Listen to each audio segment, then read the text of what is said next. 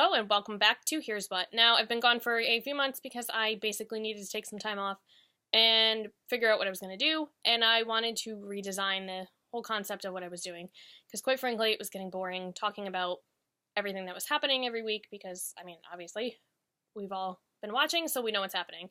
So I'm going to be coming to you every Saturday with one big concept of, a certain superstar or a show or whatever regarding WWE, and I'm going to talk from there, and hopefully people will comment down below, and we'll talk about it.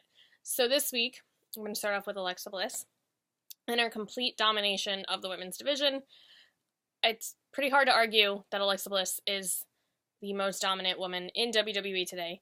She's been with WWE since September of 2013, so not even 4 years yet. Barely 25 years old. I think she turns 26. Sorry, I think she turns 26 next month. Been on the main roster for just about a year. She was drafted last year. Now she's on Raw, which, we can argue back and forth is the dominant show.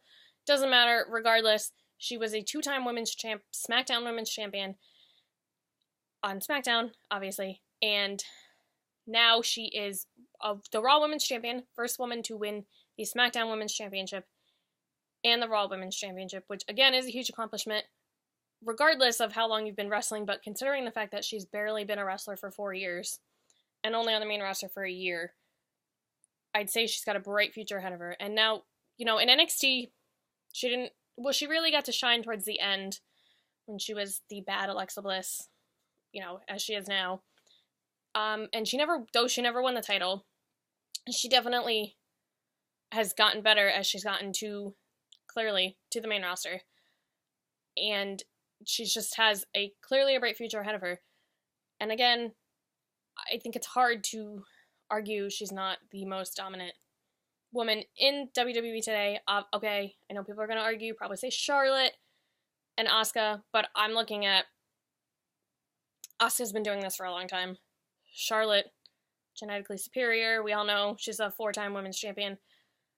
For Alexa to come this far in such a short time is huge for somebody who she had no wrestling experience prior to joining WWE. I know she was a gymnast and a fitness competitor, but that's obviously not the same thing as being a wrestler. So for her to just come in and knock down all these barriers and, be on top of her game in such a short amount of time is a huge accomplishment.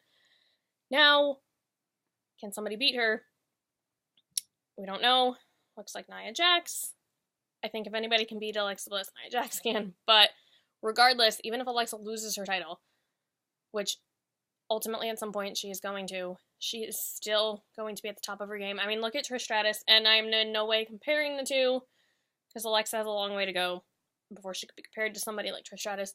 But even when Trish wasn't women's champion, she was still one of the top superstars in the company.